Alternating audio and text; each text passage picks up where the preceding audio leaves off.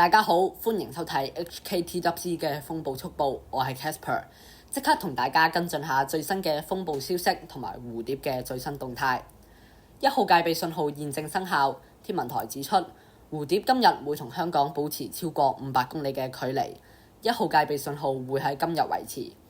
預料蝴蝶嘅強風區會喺未來1、2日靠近珠江口一帶，天文台會喺聽日評估係咪需要改發3號強風信號。蝴蝶目前嘅中心附近最高持續風速係達到110公里每小時，佢集結喺香港西南偏西大約730公里，預料向北緩慢移動，掠過海南島嘅西部沿岸。蝴蝶喺尋晚發展出中心密集雲團，而各大嘅氣象機構亦都相繼將佢升格成強烈熱帶風暴。由於蝴蝶係採取較預期偏西嘅路徑，受到海南島嘅地形影響就會較細，因此而家預料蝴蝶喺登陸廣西沿岸之前會維持強度，甚至係稍微增強。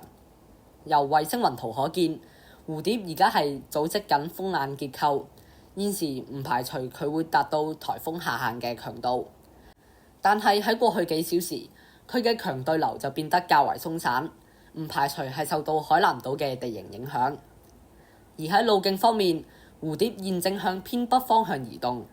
隨住副高重新佔據菲律賓以東嘅海域，蝴蝶就會逐漸轉向東北，甚至喺東北偏東嘅方向移動。喺星期六日稍微接近珠江口，喺香港西北大約300公里掠過，而蝴蝶減弱嘅程度仍然係存在變數，唔排除佢仍然可以維持熱帶風暴嘅下限接近香港。受到蝴蝶嘅雨帶影響，現時部分地區嘅陣風係達到強風程度，而多處亦都錄得超過40毫米雨量。預料隨住蝴蝶靠近本港，香港係會受到更加有組織性嘅雨帶影響，天氣會更加惡劣。由於現時電腦模式未能精準咁預測雨區嘅發展，因此現階段係唔可以排除暴雨出現嘅可能性。我哋現時評估天文台就熱帶氣旋蝴蝶發出3號強風信號嘅機率係高。預料當蝴蝶移入華南內陸之後，就會同西南季候風產生疊加效應，令到香港嘅風勢重新增強。現時天文台預計香港嘅普遍地區嘅風力喺星期六至到星期日初時可能達到強風程度，而高地嘅風力更加可能達到烈風程度。而當雨帶經過嘅時候，往往就會伴隨住較猛烈嘅陣風，令到香港嘅風勢更加強。另外，由於現時預料蝴蝶登陸嘅時候強度係比之前嘅預測較高，佢喺香港西北面掠過嘅時候，仍然都會維持住熱帶風暴嘅級別，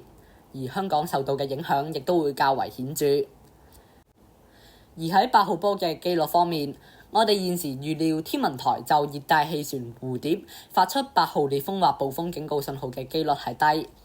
由於蝴蝶喺登陸之後，佢嘅烈風範圍係會一直縮細，佢亦都係會同香港保持超過250公里嘅距離。因此電腦模式普遍係預料香港嘅海平面風力較難達到烈風程度。由於到時香港嘅高空嘅風力係會比較大，現時唔排除雨帶係會將高空嘅烈風帶到落嚟地面，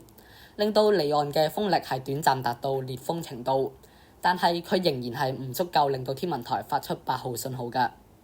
最後睇下香港嘅天氣，預料本港間中會有狂風驟雨同埋雷暴，今晚離岸同埋高地間中吹強風。展望聽日稍後至到星期日風勢頗大，間中有大驟雨，海有大浪同埋湧浪。